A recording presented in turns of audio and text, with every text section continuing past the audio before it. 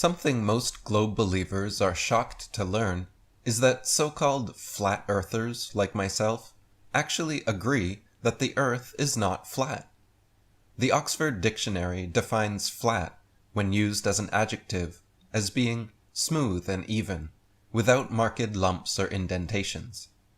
The Earth most certainly has lumps and indentations across its expanse in the form of hills, mountains, and valleys, peaks and troughs from the heights of Mount Everest to the depths of the Mariana Trench, and in that sense, the world is definitely not flat.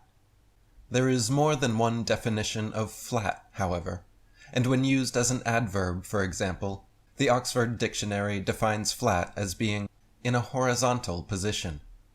When flat earthers call the Earth flat, not a single one is denying the existence of hills, mountains, and valleys, but rather we are affirming the Earth to be situated in a horizontal position, as a level plane, and denying the existence of spherical curvature claimed by globe defenders. So the Earth may not be perfectly flat, but one thing that always remains so are large bodies of water at rest.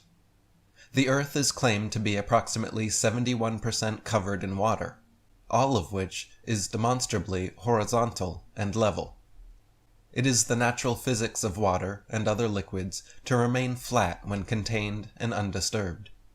This fundamental physical property of water is why it has been used by builders and engineers as a leveling tool for millennia. Whether in a bucket, a bathtub, a pool, pond, lake, or ocean, the surface of water at rest always remains horizontal and doesn't have the ability to show convexity or any shape whatsoever upon its surface.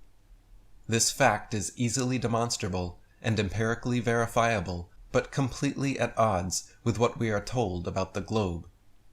If Earth was truly a sphere, covered 71% in water, the oceans would have to be somehow curving around and sticking to all sides of a rapidly spinning ball suspended in space.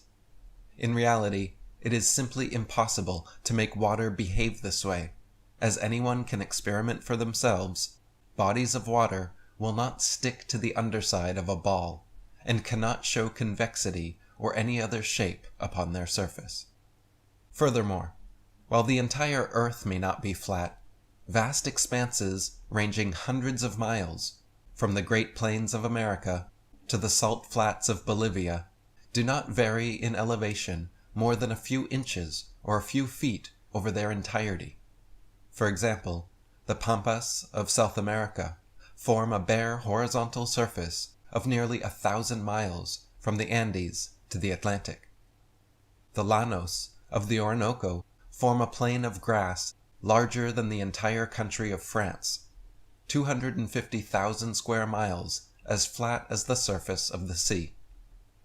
The area between the Carpathian and Ural Mountains also exhibits nearly a perfectly dead level, scarcely rising at all over its 1,500 miles.